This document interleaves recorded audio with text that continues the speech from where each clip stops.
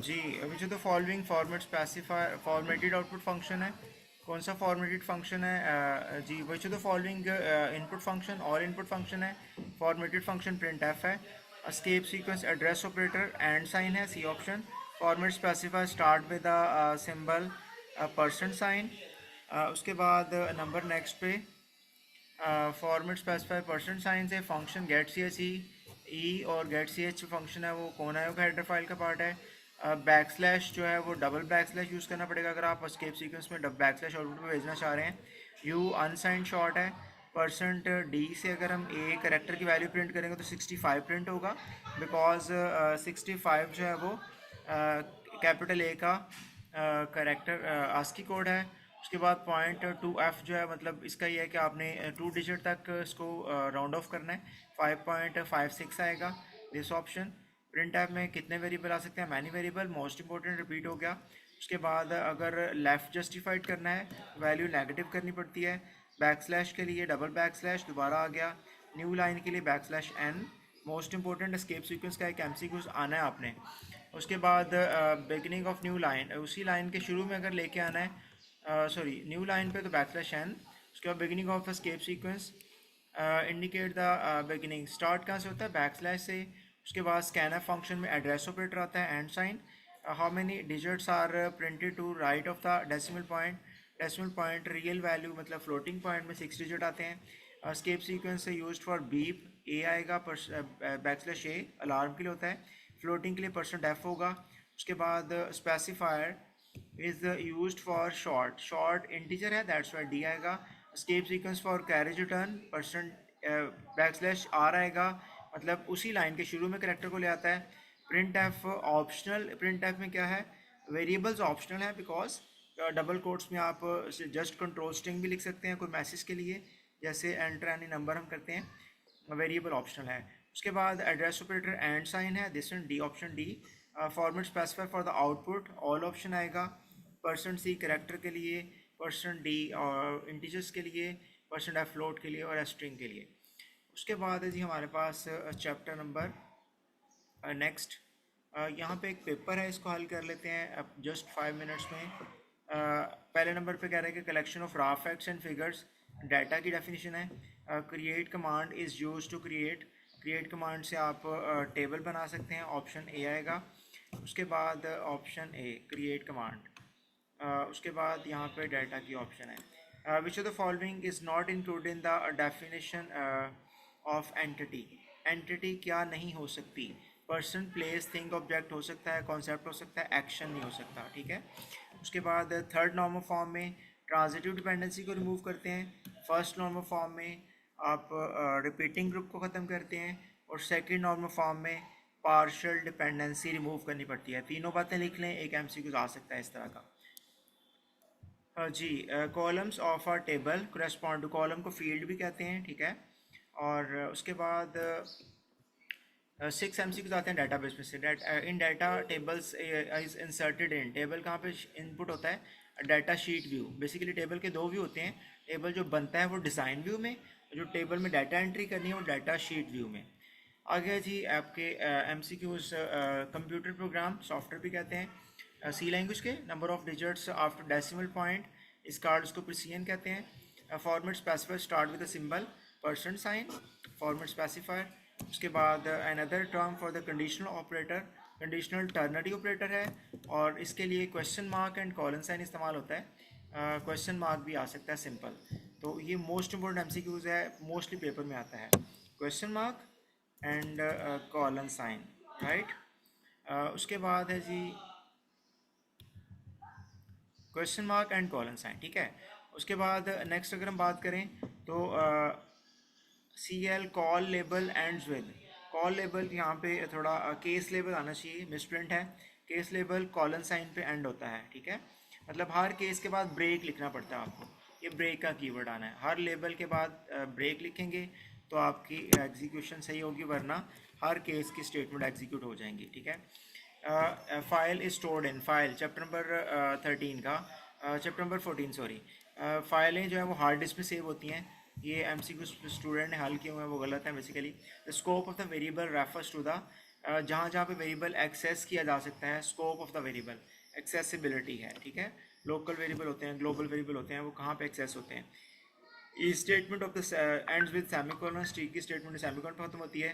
One execution of the instruction, उसे iteration कहते हैं। लूप एक दफ़ा चलती है तो उसे आइट्रेशन बोलते हैं, ठीक है। रेपिटेशन भी कहा जा सकता है। नेक्स्ट है जी हमारे पास चैप्टर नंबर 11, और चैप्टर 11 में प्रोग्रामिंग स्ट्रक्चर, मैं इसको सेलेक्ट कर लूँ। Programming structure execute the program statements in order में जो चलाता है, that is called sequential structure. उसके बाद another name for making decision को हम सिलेक्शन बोलते हैं। उसके बाद फॉलोइंग इक्वलेंट टू, इसको अगर हम नॉट कर दें बाहर तो इसकी जो शेप है वो चेंज हो जाएगी, मतलब ग्रेटर देन हो जाएगा और इक्वल ख़त्म हो जाएगा। इट मीन्स कि ग्रेटर लेस में तब्दील हो जाएगा और ऑप्शन बी आएगा आपके पास, ठीक है। उसके बाद है जी next, which is an example of the multiple branches. Multiple branches जो है वो आप इस्तेमाल कर सकते हैं स्विच के अंदर। Case block and with, her case के एंड पे क्या आता है, ब्रेक आता है। Conditional operator is an alternative of, conditional operator की जगह पे आप सिंपल इफ एल्स भी इस्तेमाल कर सकते हैं। और कंडीशनल ऑपरेटर जो है वो टर्नरी ऑपरेटर है, अभी हमने पढ़ा, और क्वेश्चन मार्क कोलन साइन से इसके रिलेटेड एमसीक्यूज आता है। So statement is an alternative of if else, if की जगह पे आप इस्तेमाल कर सकते हैं, इसको नेस्टेड इफ एल्स भी कहते हैं। उसके बाद conditional operator is also called ternary operator again, which operator is the C ternary operator, question mark colon sign.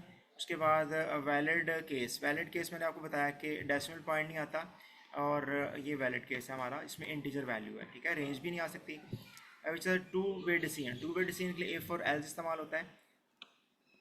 उसके बाद नेक्स्ट है जी which is used to join the two conditional to perform the compound comparison. Compound comparison के लिए logical operator लगाने पड़ता है, logical operator 3 है, एंड और नॉट।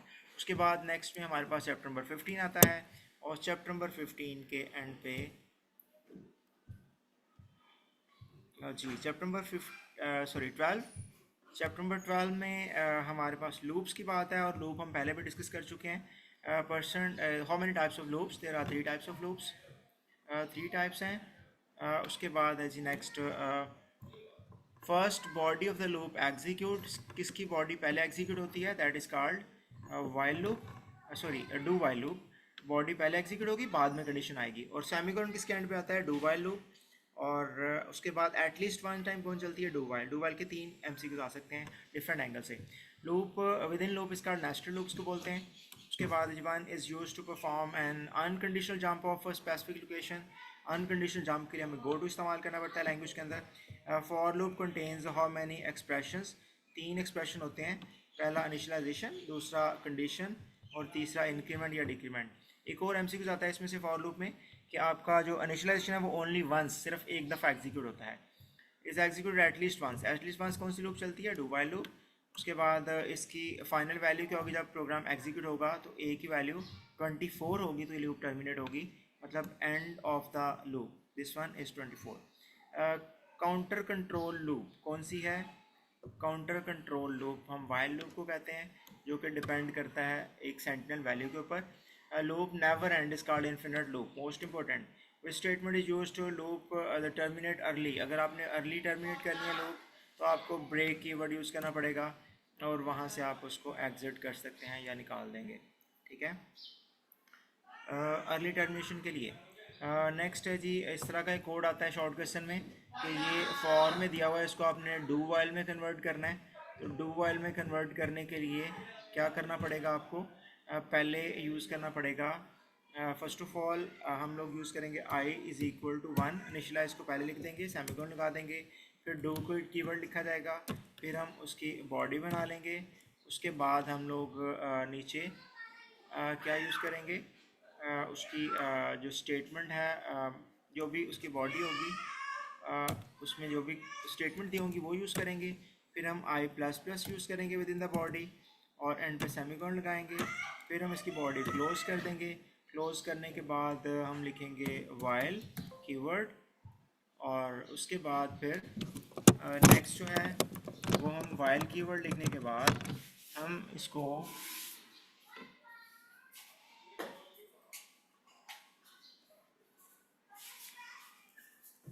वाइल कीवर्ड आएगा, और वाइल कीवर्ड के बाद हम वो कंडीशन उठा लेंगे जो कि i लेस देन और इक्वल टू क्या था, 5 इसको क्लोज करने के बाद एंड पे सेमीकोलन आएगा। This is the most important part, ठीक है।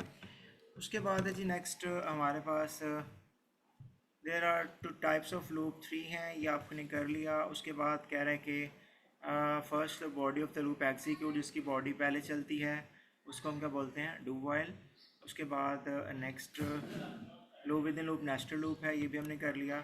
उसके बाद ये बेसिकली एक टेस्ट बना हुआ है, which one is use to perform the unconditional jump, go to से अनकंडीशनल जंप हम कर सकते हैं। उसके बाद loop contains many expressions, loop में कितने एक्सप्रेशन होते हैं, 3। The following statement is executed at least once, do while है।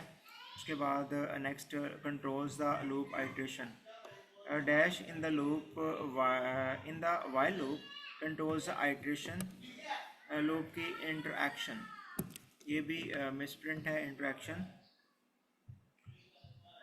जो कंडीशन है लूप की वो डिपेंड करती है कितनी आइट्रेशंस होंगी, ठीक है। उसके बाद do while loop ends with, do while loop semicolon पे ख़त्म होती है और label is meaningful for only, अगर लेबल लगाया है तो उसके लिए गो टू लगाना लाजमी है, उस कंडीशन पे हम मूव कर सकते हैं।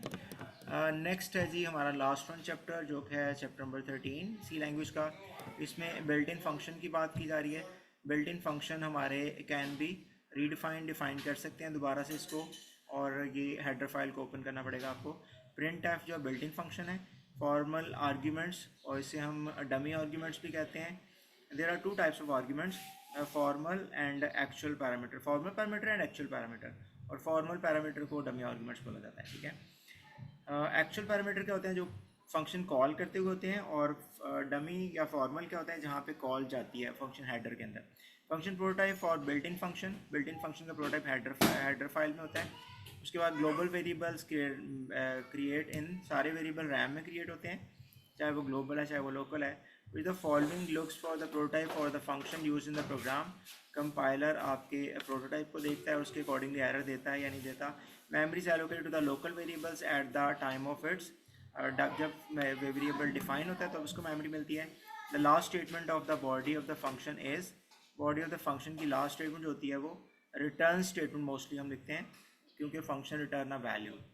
Function and actual parameter, formal and actual parameters may or may not be same आएगा, ऑप्शन ए आएगा। Predefined functions are packed in, predefined function libraries के अंदर होते हैं, हेडर फाइल्स को हम बोलते हैं। उसके बाद है जी parameters passed to the function at the time of call are called, जो कॉल के वक्त होते हैं that is called actual parameters. उसके बाद parameter specified in the function header that is called formal or dummy, it means का option A और B both आएगा। How many values function can return, function can return only one value, most important MCQs. Variables declared outside the all block of the code are called, उसे हम global बोलते हैं, जो बाहर लिखे होते हैं मेन से बाहर। The region of the program where the variable can be referred या एक्सेस्ड इज कॉल्ड, उसकी एक्सेसिबिलिटी कहते हैं। Scope of the variable, sorry, variable can be access, के वेरिएबल कहाँ पे एक्सेस किया जा सकता है, रेफर्ड इज कॉल्ड, उसकी स्कोप कहलाती है, आउटसाइड और inside. Duration of which for which the variable exist in the memory, उसकी लाइफ टाइम कहलाती है। उसके बाद information to the compiler is provided by the declaration, declaration compiler को इन्फॉर्मेशन देता है। Can be used, can be nested, loop को nest of कर सकते हैं। Which of the following can not be nested, if nest हो सकता है, लूप नेस्ट हो सकता है, यूजर डिफाइंड फंक्शन नेस्ट नहीं हो सकता। ओके नेक्स्ट SQRT math.h है, और ये एक छोटा सा टेस्ट बना हुआ है, इसको देख लेना आपने, अगर इसमें कोई प्रॉब्लम हो तो वो आपने मुझे मैसेज में पूछ लेंगे, मैं आप